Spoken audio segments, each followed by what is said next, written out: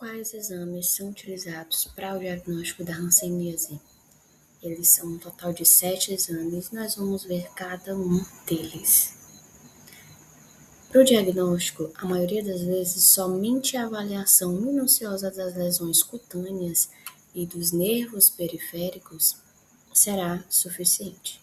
Essa avaliação é feita utilizando a avaliação neurológica simplificada, que monitora a função neural, verificando se há alterações anatômicas, comprometimento da sensibilidade ou diminuição da força muscular, o que vai indicar um dano de nervo.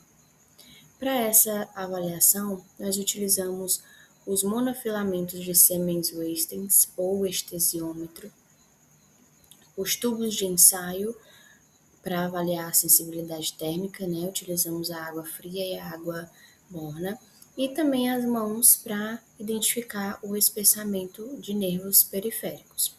No entanto, às vezes são necessários os exames complementares para apoiar o diagnóstico se é ou não é hanseníase. E aqui é uma fotinha de um dos exames que nós vamos ver adiante. Na avaliação neurológica simplificada,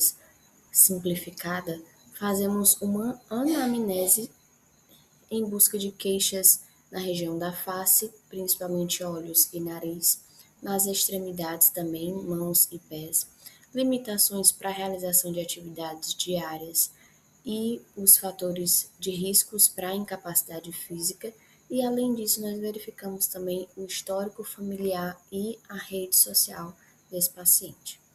Depois de buscar os dados subjetivos, as queixas do paciente, nós começamos o exame físico através da inspeção do nariz e dos olhos, fazemos a palpação dos nervos periféricos, fazemos o teste da força muscular, a avaliação da força muscular, e também os testes de sensibilidade, isso em ambos os membros, tanto nos membros superiores como nos membros inferiores.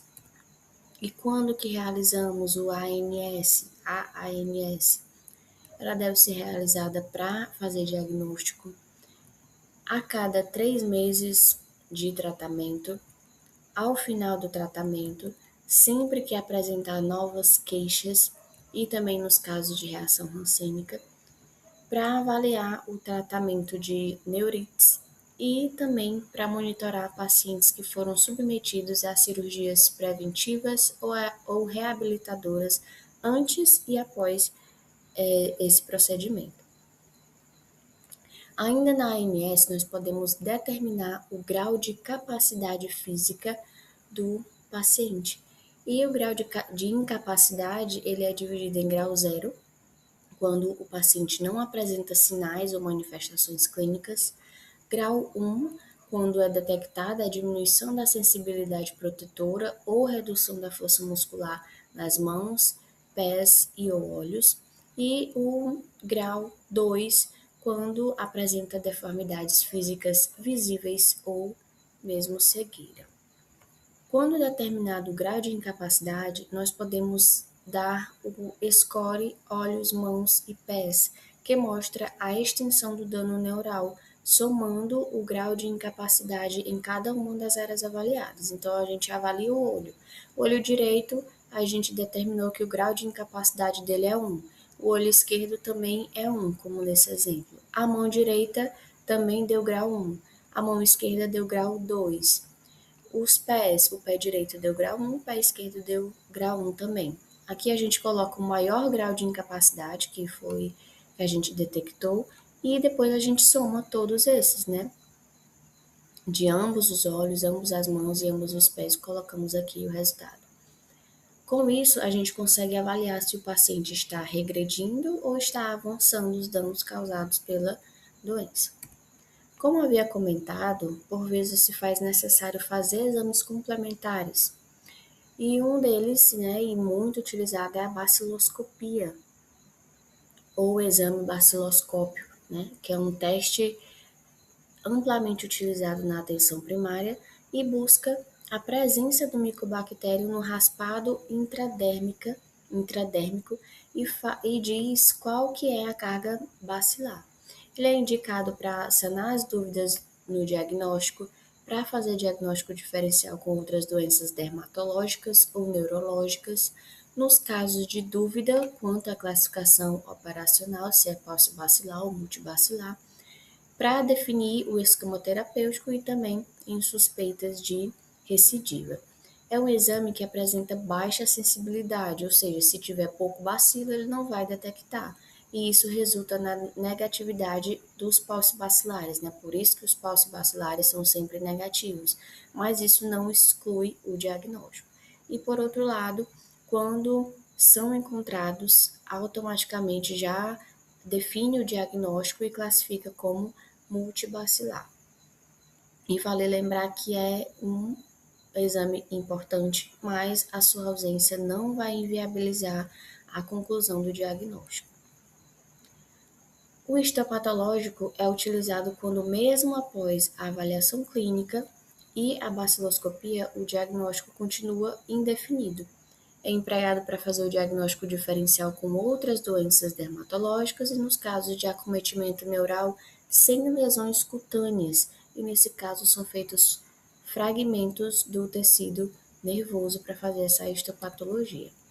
O teste de biologia molecular para detecção de biópsia em biópsia de pele e nervo, né, que é o qPCR, que é a fotinha lá do início da apresentação.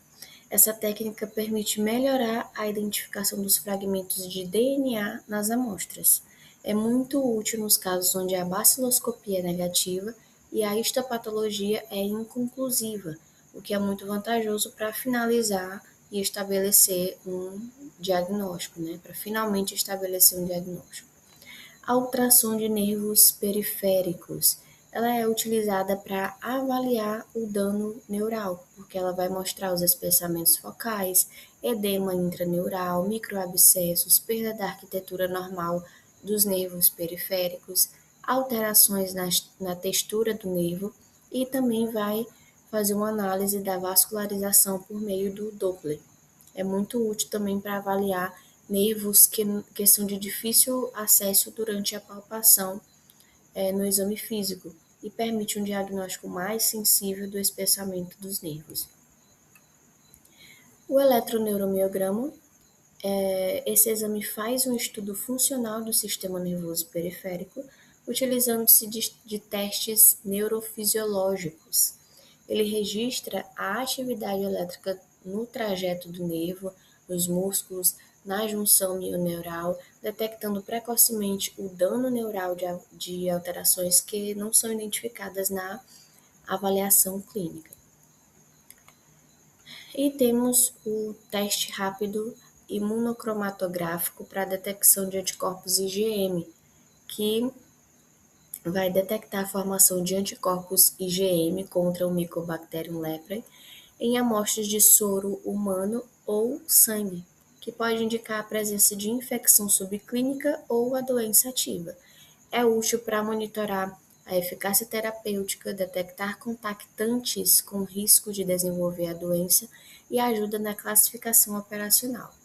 Observa-se que esse teste ele não pode ser utilizado isoladamente para fins de diagnóstico da hanseníase, porque ele tem algumas questões de sensibilidade.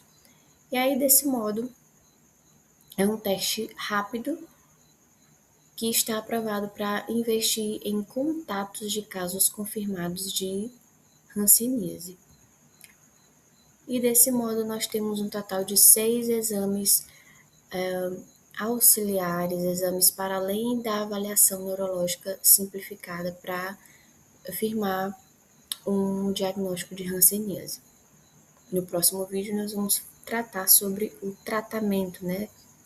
Rever como é feito o tratamento da hanseníase. Então, curte esse vídeo e te inscreve no canal.